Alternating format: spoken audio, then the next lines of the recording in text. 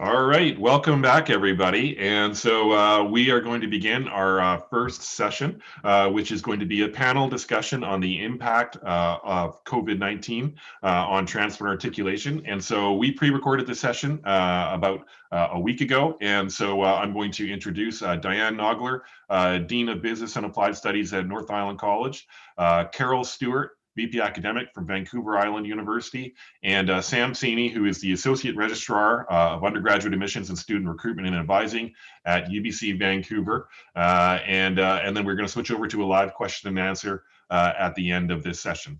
Enjoy.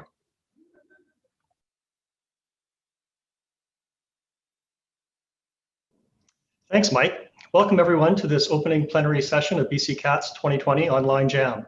Thank you for joining us and for all the work you do to support educational pathways and learner mobility for BC students. I'm happy to be joining you today from my office on the downtown campus at BCIT, which is situated on the traditional unceded territories of the Musqueam, Squamish, and Tsleil-Waututh First Nations. The topic of this session is the impact on transfer pathways and student mobility arising from changing circumstances brought about by the COVID-19 pandemic. The BC Council on Admissions and Transfer recognizes the extraordinary efforts made by members of the BC Transfer System to provide accommodations in educational policy and practice to support students and minimize the impact on their educational experiences. From BC CAT's perspective, a key activity to help mitigate impact on students has been the ongoing cross-sector and cross-institutional dialogue to help share and inform decisions by educators on many issues, including alternate grading, transcription, delivery, and assessment practices.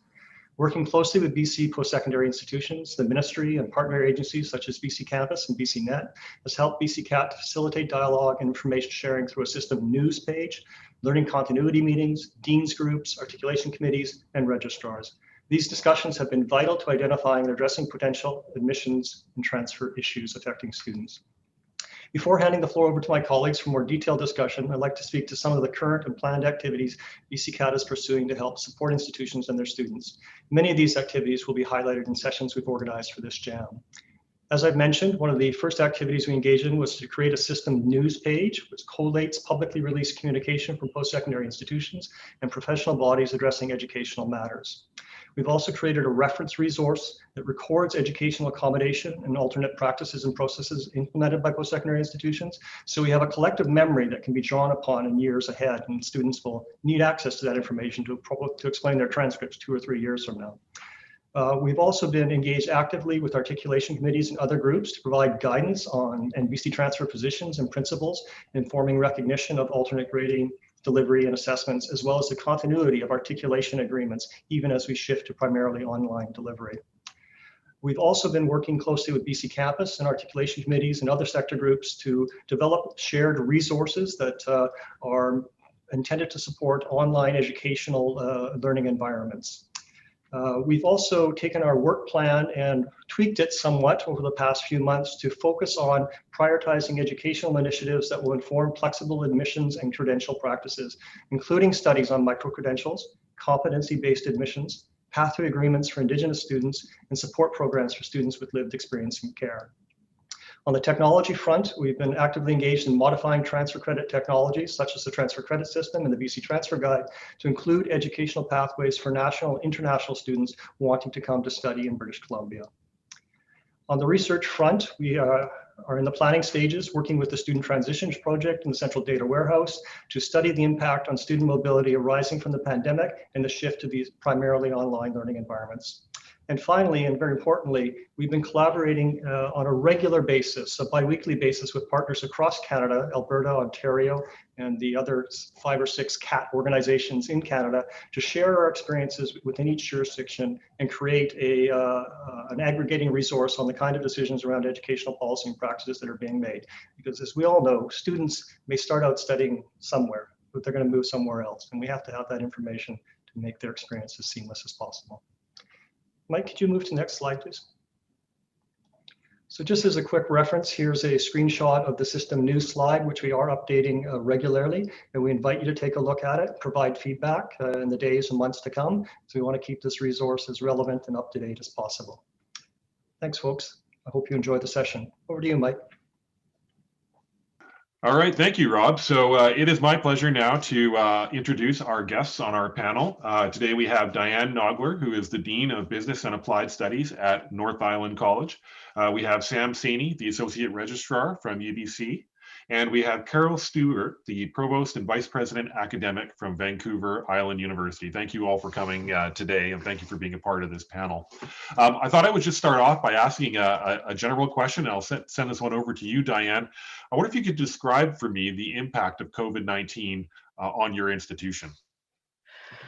Thanks, Mike. Pleasure to be here and to be speaking with you from the unceded and traditional territories of the Comox First Nation here in Courtenay on Vancouver Island. It's my privilege to live and work and play in this area. I've been thinking about the questions. Thanks for distributing them in advance. This would be a whole lot harder if it was just cold. But describe the impact of COVID-19 on your institution. And I guess I would say in a word, total impact. There probably isn't one role, routine, policy, program, procedure, process that hasn't been impacted by COVID, the onset and the evolving pandemic of COVID-19. And I guess I've been thinking about it. At NIC, we've been guided in all of this impact and change by the ongoing mission of fostering student success.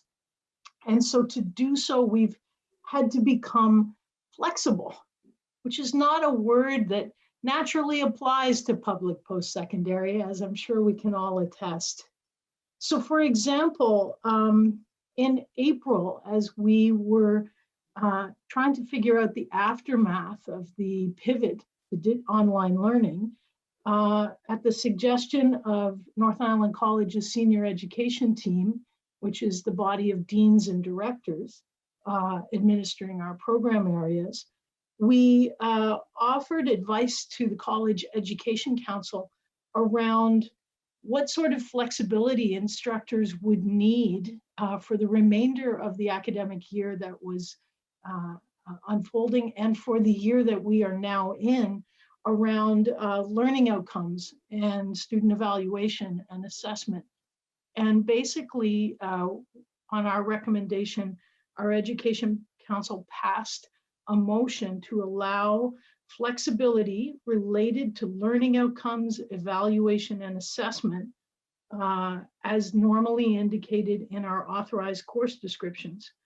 And it gave instructors the flexibility to revise delivery of necessary learning to suit the circumstances that were just continuing to evolve as we were trying to finish courses and trying to get the calendar together for the next year. And that is one of the things we also had to do that illustrates this total impact, is we did pull down our timetable that had been published for 3 months prior, our timetable for 21-22. And we worked diligently over a 2-week period to recode all our courses for 21-22 so that learners and applicants could understand what form of digital delivery they were going to experience on a course-by-course basis. And so total impact, ongoing flexibility, and a great deal of innovation under a tremendous time crunch and social upheaval would be the short answer. I wonder if Carol or Sam would like to offer any additional comments on the impact of COVID-19 on your institution. Sure, thanks, Mike. I want to start, as Diane did, by acknowledging the Coast Salish people, and specifically the Snuneymuxw people that our Nanaimo campus is on their unceded territory.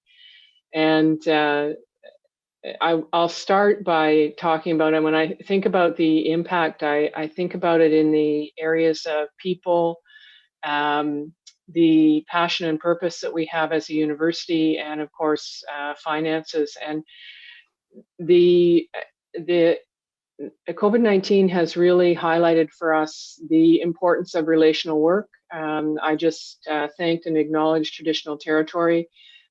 We've had our elders figuring out Zoom how to meet with students on Zoom, to participate in what they call THITHET, or the fixing up. They have regular phone office hours, those kinds of things. So it really highlighted for us the importance of the relational work, not just with elders, but also with students and within the various academic units. Initially, there was a really impressive, as I'm sure there was in all institutions, an impressive response to the crisis. And now we're starting to see and are very concerned about the prolonged effects of stress and mental weariness on our faculty and on our students. In terms of our passion and our purpose, we're as many are, an open access institution. COVID-19 really highlighted for us the importance of access, and defined access in a different way. Because now we have students who actually don't have access to the technology, whether it's Wi-Fi or the devices that they need to be able to access their courses. But at the same time, what was really interesting for us was in our summer session, our enrollment in upgrading, and indeed our enrollment in electives and early level courses that we offered during the summer bumped up. And so as a result, presumably of not working, we had more students coming in and preparing to come to the university in the fall. We have, of course, now seen a downturn in enrollment, and that component has really affected our finances. And so we're trying to figure all of that out. The other thing we've had to really look at carefully in terms of access is where we provide access. So our library commons never closed. And so students had swipe card access to the library right from the beginning, and those who didn't have access to technology could go in, be in the library. It's probably one of the most heaviest used buildings on our campus right now. So I'll leave it at that for now. I thought I'd turn over to you, Sam, just to see if you would like to add on to anything that was been said so far, and maybe describe from your perspective the impact on UBC and the work that you do as a result of the impact of the pandemic.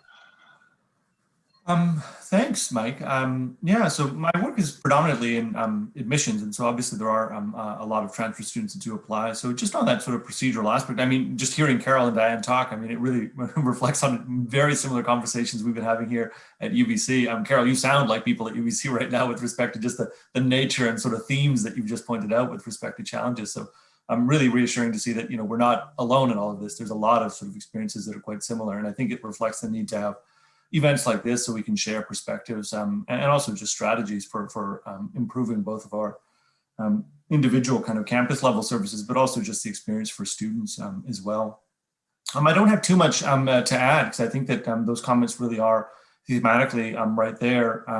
I think for us, just as a staffing unit and a service unit for the faculties here at the university, I think that the great kind of sort of impact was really just transitioning our staff to these particular service roles away from their offices, away from work at the university. So I think the ability for UBC to do that relatively quickly, for as large as we are, I think had a really big impact on us being able to actually transition some of these services so that they would work for students as we were trying to do this rather rapidly. And again, that, having experienced it, wasn't particularly easy just because there are so many of us in so many different areas. So I think that was a really big piece for the support that we were trying to provide to students, just to be able to efficiently transition and continue to work in remote environments to continue to provide that support. So that would be the main part for our unit particularly.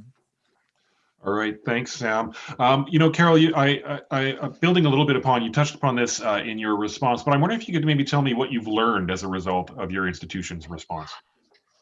Thanks, Mike. Yeah. So I'm going to kind of talk about two things. One is one of the things we learned is that the things that are important to us are the things that get done first, right?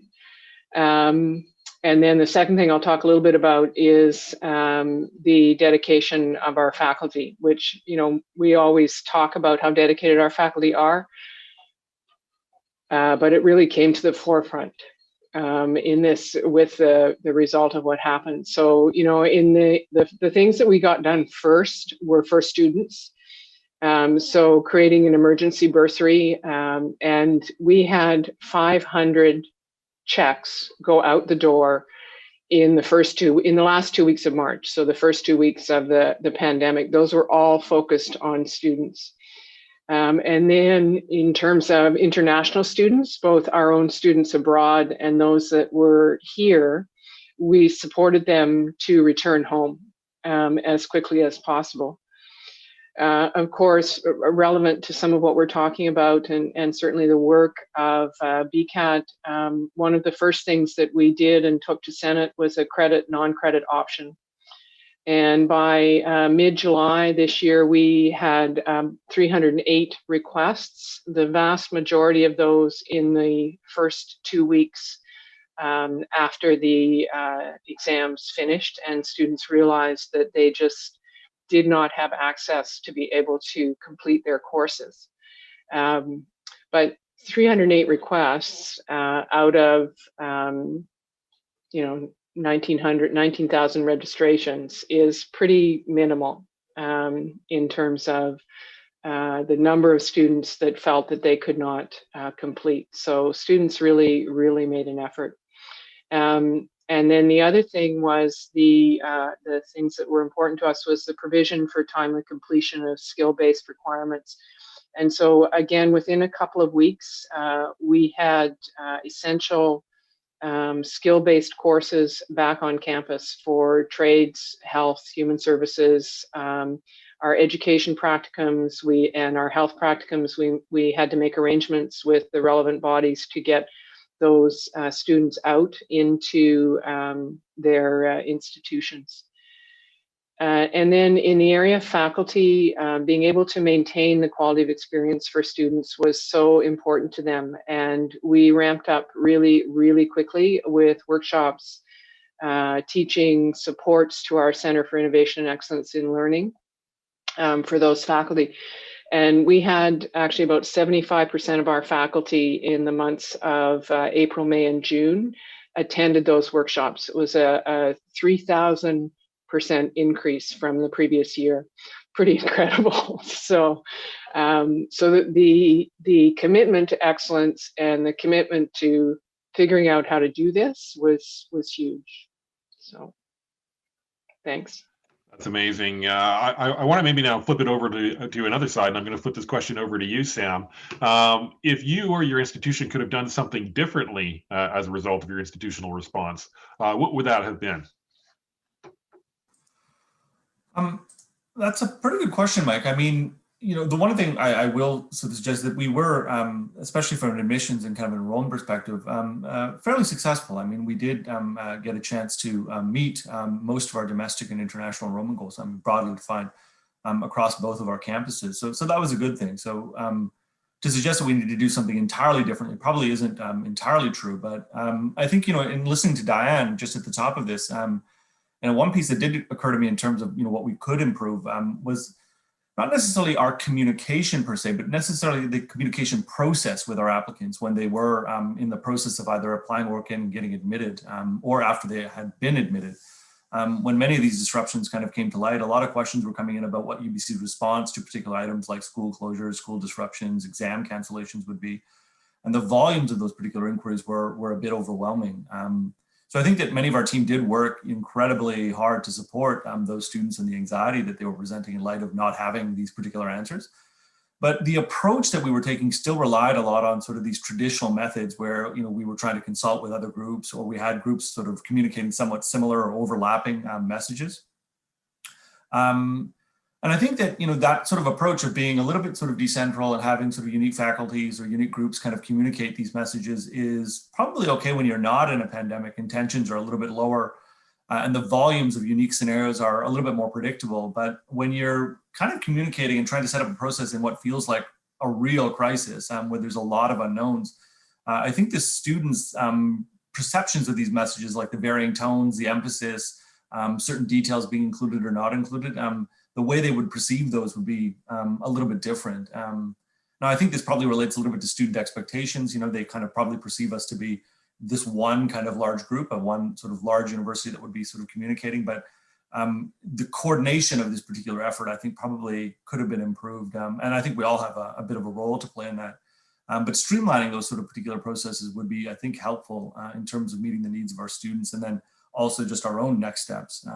So for example, like one of these communications, a lot of us were suggesting sort of messages of reassurance and welcoming these students to the university community.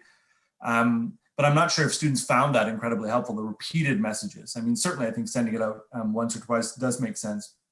But because so many of us were doing sort of similar things, I think it led to a lack of time to resolve other issues. So all of our eyes kind of pointing in the same direction, as opposed to sort of dividing and conquering on a more strategic level across broad sort of areas of communication. And again, like I think this sort of area of concern, the sort of these messages of reassurance and all of these things really come out of a genuine concern, which all of our staff and faculty were demonstrating for students. But you know, when the sort of the questions that are coming in and the way in which we're sort of responding to those students, if they're really kind of on a more detailed level about whether they can finish a course, or what if they don't get a grade, or what if they get a pass-fail grade, things like this, like what is going to happen with those, then I think we need to kind of sort of think about those details and think about how quickly we can respond to them. And I think that this was kind of our first instance through this type of unique scenario, but I think it really did kind of make clear that we really should focus on what those communications look like and what that process looks like when we're still kind of struggling to realize what you know, what might come or might actually kind of be the case in the next kind of few weeks from a particular decision being made. I think also some of this kind of with respect to communication also has to do a tiny bit with our governance as well too. You know, what we communicate and when is also affected by kind of gaining the appropriate approvals and going through those committee-based kind of processes that we have. But when there's a lot of risk and there's a lot of sort of looming enrollment-related kind of questions, again, you know, sort of thinking about that a little bit differently and perhaps a little bit more promptly. So, for example, things like temporary changes to policies. Is there a way to improve that particular process such that we can provide a little bit more sort of assurance to students so that can sort of take us up on these offers of admission that we were making? So kind of on a thematic level, I think that would be something that certainly in admissions we could have probably improved on, working with our stakeholders to kind of really iron out that process. All right, thank you for that, Sam. I see a lot of nodding on your behalf, Diane. I wonder if you wanted to chime in a little bit on if there was something you might offer that your institution might have done differently as a result of with hindsight being 2020. Well, I think that, I mean, I would hope this comment might weave together things that Carol mentioned as well. If we go back to things that get done first, we might want to broaden that list a little bit when we think about what Sam's saying about the volume and diversity and time necessity of internal communications. And internal communications is something that we, it's on the to-do list as something we really should take a look at getting a little more strategic about. And you don't realize how important it might be to be higher up on the everyday to-do list when you are dealing with situations on the fly, like temporary changes to policy, or the need for information sharing that is received almost in real time before the consequences of the information that are being shared can be understood for the users who need it. And I felt like, you know, this, no one ever in the field talks about crisis change management. We talk about crisis management and change management. And I guess if I could do one thing different would be, as we move through this, thinking more, encouraging more about what is our internal communication strategy and how are those modalities differentiated by user information needs and the various sensitivities that normally govern how we do all that just weren't really good touchstones for the kind of communicating we had to do over the last several months. So I don't think I have an exact answer, but just being struck by the complexity of the various communication needs that we needed to execute very, very fast and very well, with maybe not as much forethought as we might have liked to have had. Thanks a lot, Diane. I really appreciate those comments. I want to ask you again. I want to turn it back over to you, Sam, and ask you a question. Obviously, this is a transfer and articulation conference, so I wondered if you could maybe describe for me the impact on transfer as a result of institutional changes in result of the pandemic. Yeah, I mean, again, on the transfer side, we did manage to do okay from an enrollment perspective. So obviously thankful for everyone's efforts here at the university to kind of continue to make that a goal and a priority. And again, I think a lot of emphasis being kind of applied to where our international populations are going, given the uncertainty of their sort of circumstances and situations. And then just, again, trying to sort of make sure we were dotting I's and crossing T's on everything. But from a transfer perspective, similarly, the pandemic kind of forced upon us a lot of sort of uncertainties. So there were significant increases in sort of notions around, well, what happens with incomplete grades, or what happens if I drop a course because I don't have the ability to complete it. The submission even of just the appropriate documentation when that documentation wasn't accessible for students. So again, this inquiry kind of comes up, and then sort of these, so the nature of setting up a new process to kind of resolve those in a way that's consistent and can be clearly communicated, not only to those individuals, but internally. So there was a lot of those types of particular, sort of, on the ground sort of details that had a pretty significant impact. Now, I think that we were successful in managing a great deal of this. Completion rates for some of our transfer students did actually increase during the pandemic. So again, it could be just options that are available, perhaps the ability to, once it was discovered that online learning would be more of a feature throughout the summer and into the fall, that could have had an impact on that as well. But the fact that we were able to do that and still issue offers of admission, taking into account all these variables, I think was a good sign. But again, I think that impact was broadly, everything is novel. A lot of time and energy goes into processes using traditional methods and mechanisms that aren't necessarily as functional as they could be in a situation where some new techniques might be useful. Some other impacts I think were, just one example, for our transfer credit team was some changes in UBC Chem courses, and so the chemistry department's desire to support students who were trying to complete Chem courses and then across a lot of colleges in British Columbia. So just re-articulating or reaching out to these institutions to collect Chem courses, lectures and lab information, and then updating our tables in rather rapid fashion to ensure that BC institutions knew that if you needed to separate a lab or a kind of lecture component, that would still be a possibility, and that you wouldn't necessarily lose credit. So I think that support for students in a rather quick turnaround was pretty helpful. So on that side of things, I think it was broadly those sort of features. But again, we did achieve quite a few of those transfer goals. So we're thankful for those efforts. All right. Thank you, Sam. I'm going to switch it over to you, Carol. And I wanted to ask you about the impact on teaching and learning at your institution. And maybe if you have a crystal ball, do you feel that some of these changes are here to stay? Well, thanks, Mike. It's a great question. I'm not sure how you selected me. It must have been intuitive or something, but we have just entered into a planning phase. And so I just got the first stage of that, whereby I asked all of the deans and all of the programs to take a first run at thinking really pragmatically about their future state. So when we have immunization, when we have a vaccine, in comparison to pre-COVID, how do you think things will look? And it's very, very interesting.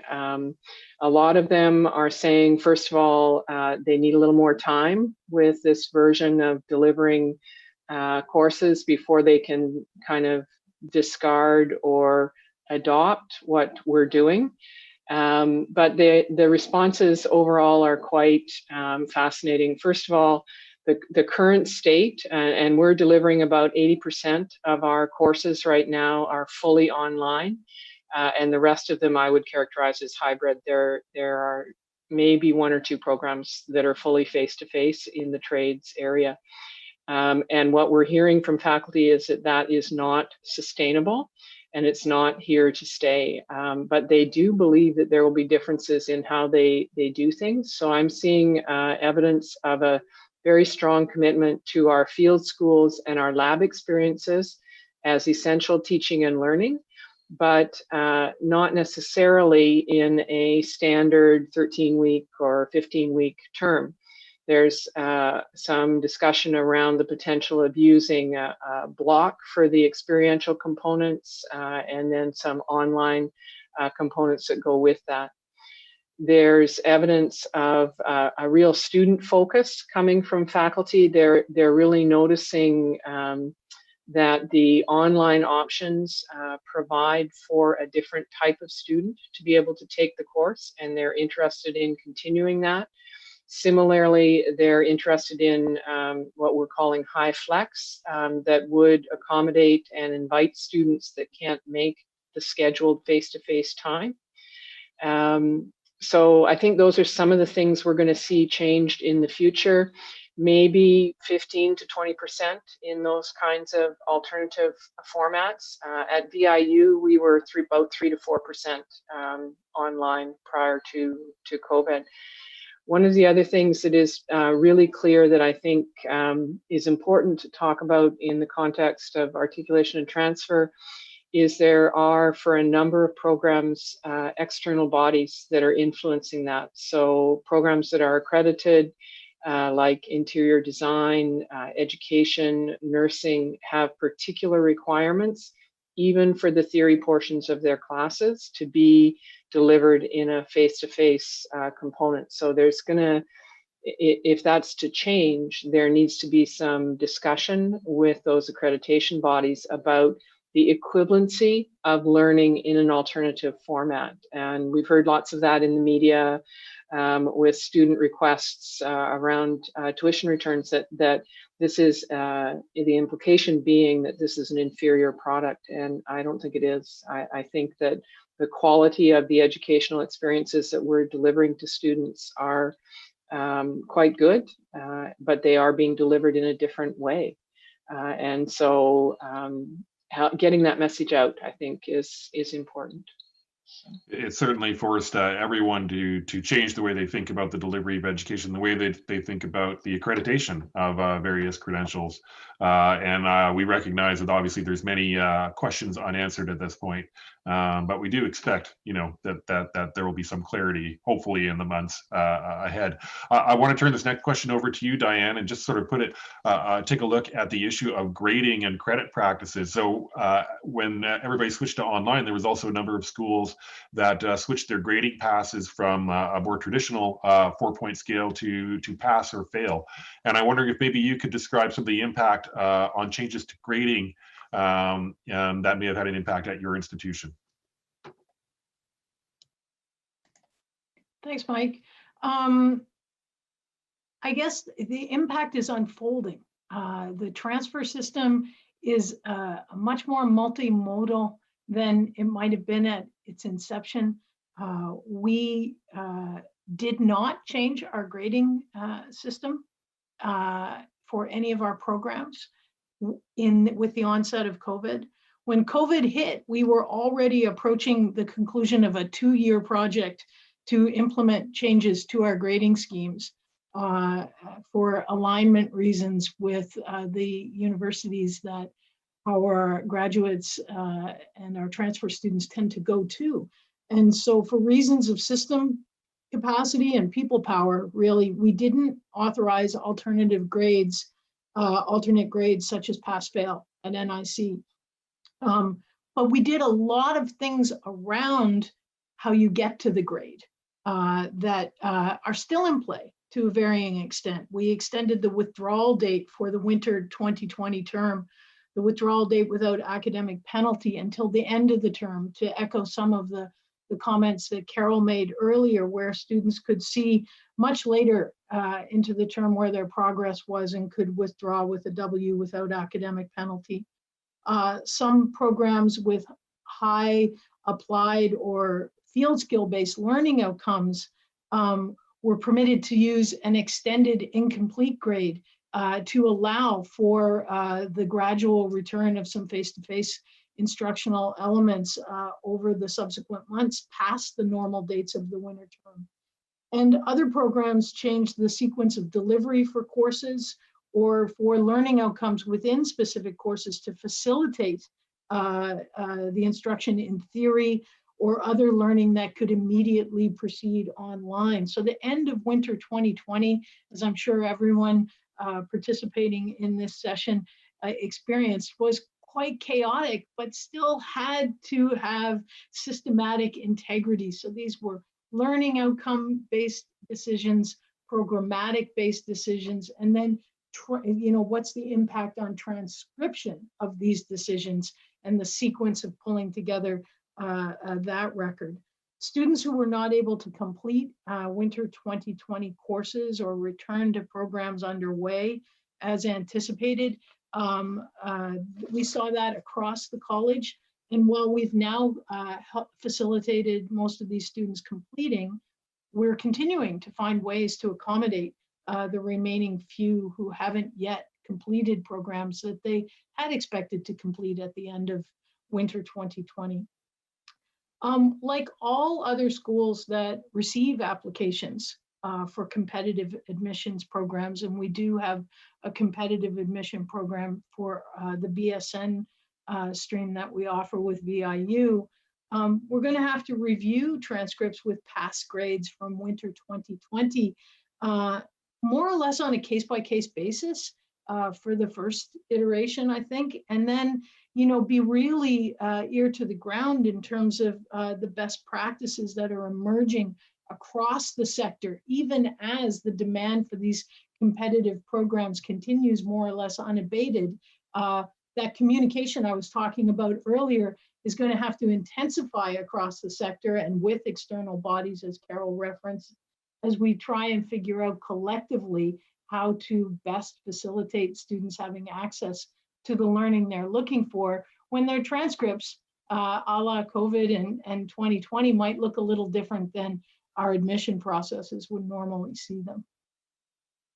All right. Thank you very much, Diane. And I want to thank everybody for being a participant in this panel. I think we're at time. And what I'd like to do is I'd like to leave some room at the end of this session for questions and answers. So for everybody that's watching online, if you look over to the right side of your screen, there is the question and answer.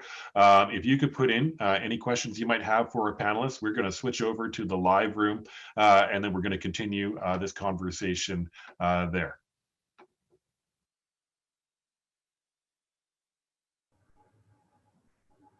All right, welcome back, everybody, and thank you for that discussion. We've got some questions in the community. We are now live, so I'd like to welcome our guests, and you can play Spot the Difference to try to see how they look differently and how they look the same in this live question and answer. So the first question was submitted in the chat by Benjamin Faber, who is with LaSalle College, Vancouver. And he asks, do you foresee change in how your institutions deliver teaching and learning, even once we are through the pandemic? And what role do you see technology playing in course delivery? So I'm gonna pass that over to Diane to see what she thinks.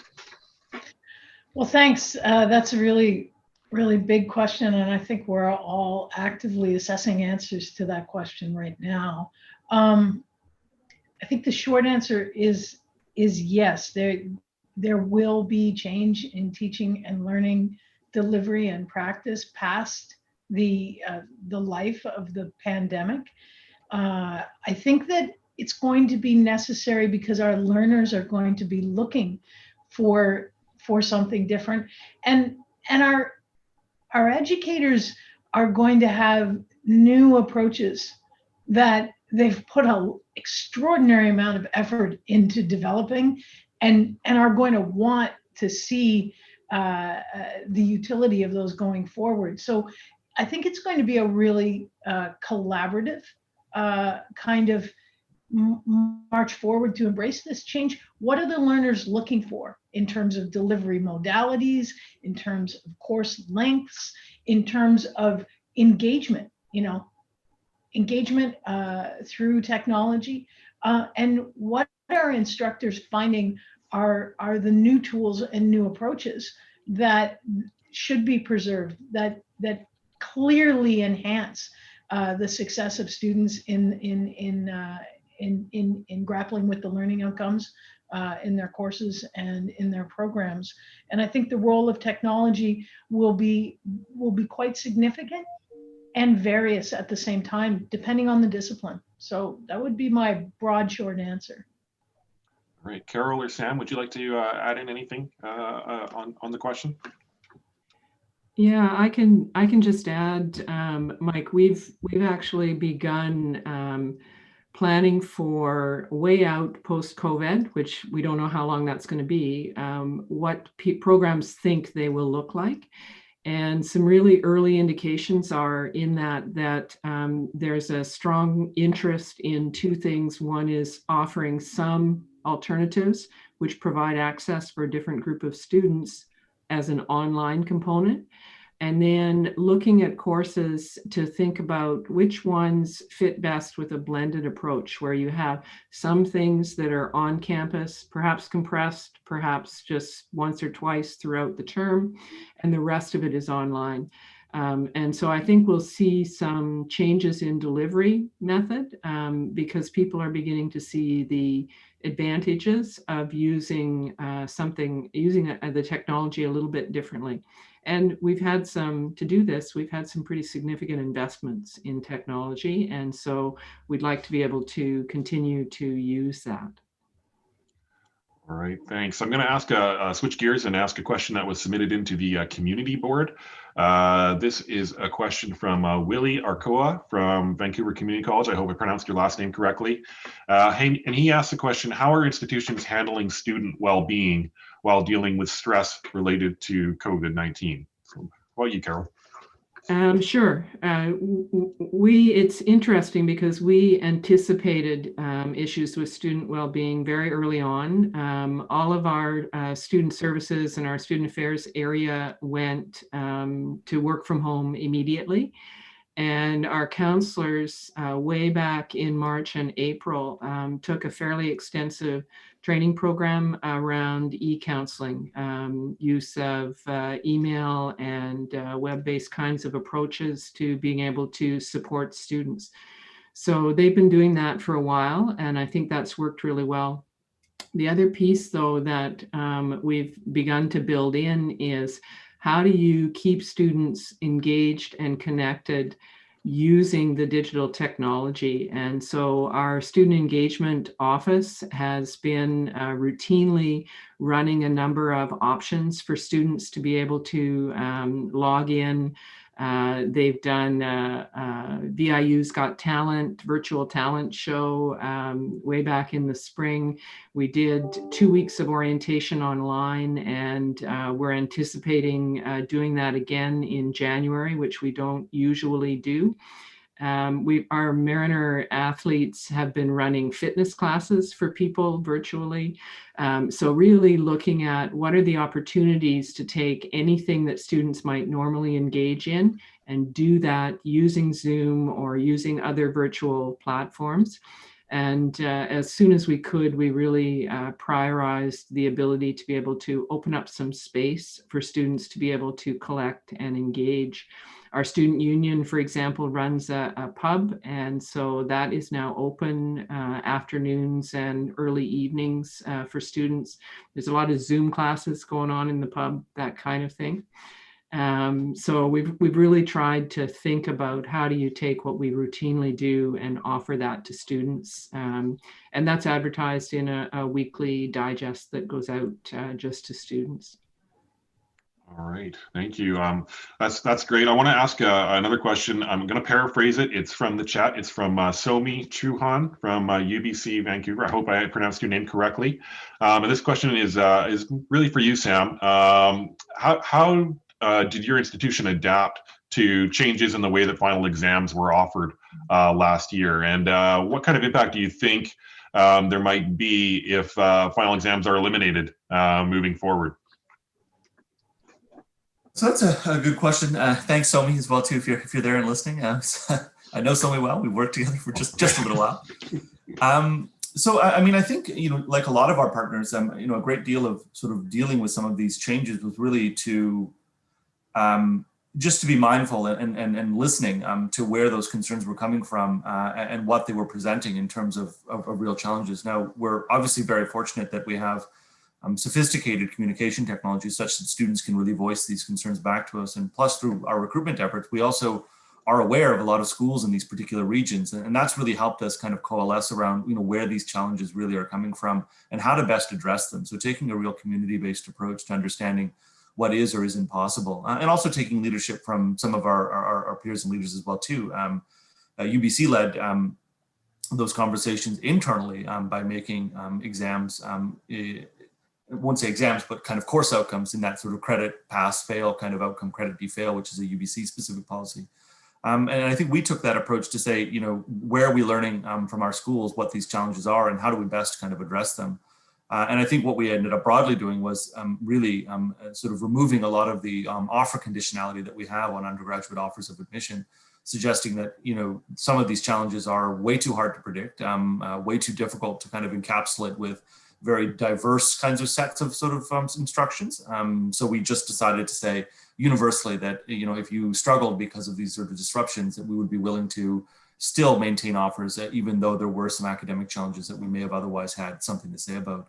And I think that worked. I think students responded well to that, and certainly the enrollment outcomes supported that. So again, I think that was a good example of using kind of community-based approaches to come up with solutions to very challenging problems. All right, thanks, Sam. So we are actually at the time for this session. So I'm actually just going to ask one final question.